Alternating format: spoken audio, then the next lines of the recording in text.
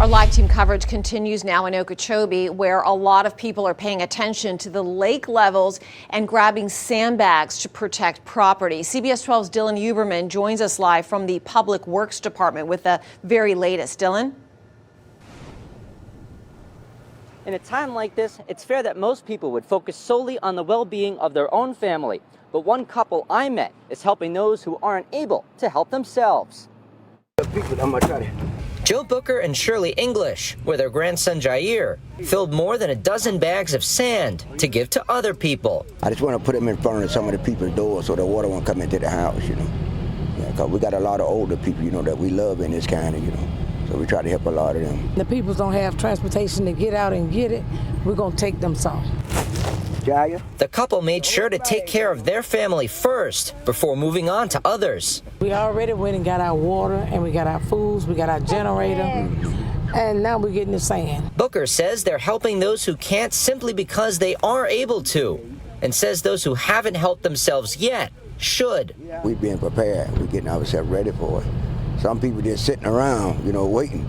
But I think you ought to be prepared. You should be prepared in a time of a storm. But Public Safety Director Ralph Franklin says that window to act is closing. Be ready, because with being under these watches and warnings, you know, we're liable to start experiencing some weather within the next 24 hours.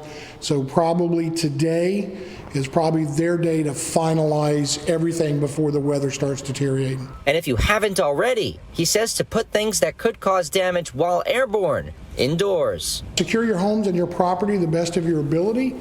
One of the biggest issues you have is flying debris in these winds. So all that loose stuff in the yard, take it out, put it in the garage, put it in the shed, put it somewhere where it's secure. Anyone who hasn't yet picked up their sandbags can still do so here at the Public Works compound until supply runs out or the weather becomes too severe to do so. Our team coverage continues on the Treasure Coast. Martin County now under a tropical storm warning, and officials there are already preparing for the biggest threat to them. That could be flooding. That's where we find our Lily Ortiz. She's been in Hope Sound. Tell us what's being done in advance. Lily? Like most of the Treasure Coast, flooding is the biggest threat, and the county has a plan in place. They're counting on these giant pumps right here to help move water from some of the most vulnerable areas. Martin County officials are pulling out all the stops. High water vehicles like these from the sheriff's office can help in the event of evacuations. And flood control pumps are positioned in flood-prone places like Hope Heights to clear out water quickly. It looks like we're going to see about 6 to 8 inches of rain with a potential of 12 inches. So we are looking at some potential flooding and a lot of wind and a possible stalling of the system. Do you want me to call it down? County leaders are meeting inside the Emergency Operations Center in Stewart. It's here where they will monitor Ian and its impact over the next 48 hours. Public Works has been working very hard on cleaning the drains all throughout the county to make sure that the stormwater can accessibly go through the drainage system. We are asking people to please stay off the road.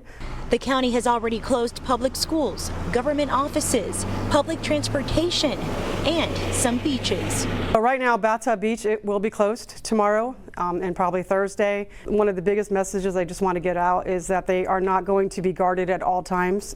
If the weather's bad, we're pulling in our lifeguards. Even though winds are not expected above 35 miles an hour, some homes and businesses have put up shutters. Sandbags are also available to residents at Halpatioke Regional Park in Stewart. We caught up with some, like Texas native Charlie Chitta, loading up their vehicles with bags. I'm worried about the flooding. I live down on the river. He was living near the Texas coast when Hurricane Harvey made landfall in 2017. So to him, with any approaching storm, being ready is a must. You guys are prepared more here. In Texas, aren't so prepared. I've lived through the ice storms and the hurricanes shutting power, water off for a day. So I feel a little better here. And the county has since activated its community information hotline to answer your storm-related questions or concerns. That number can be found on the county's website. CBS 12's Al Pefley shows us how some Treasure Coast residents are coming to the aid of their fellow Floridians. This canteen mobile feeding unit can serve thousands of meals a day. And after Hurricane Ian slams into Florida's west coast, this truck will be there to feed hungry storm victims. Captain Nathan Jones of the Salvation Army of Martin, St. Lucie, and Okeechobee counties gave us a look at their 22-foot-long, well-equipped kitchen on wheels.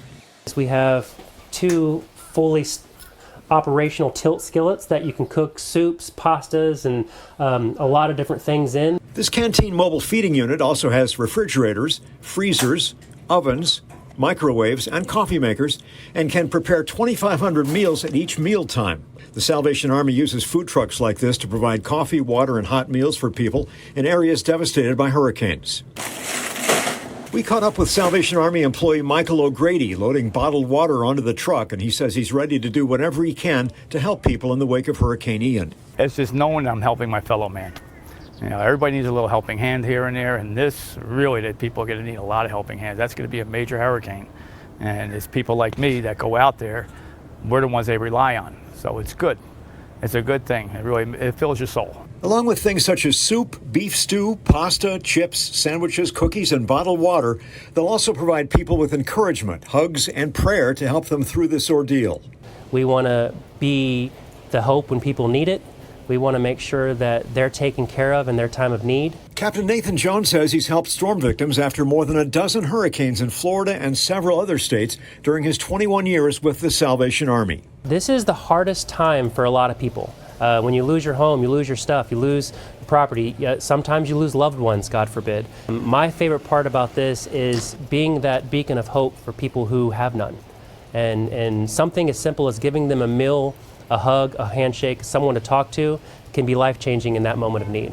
The mobile kitchen will go to Lakeland first to safely wait out the storm there. And then after the winds subside and it's safe for them to drive, they'll go to the hardest hit area to bring food and hope to the people there.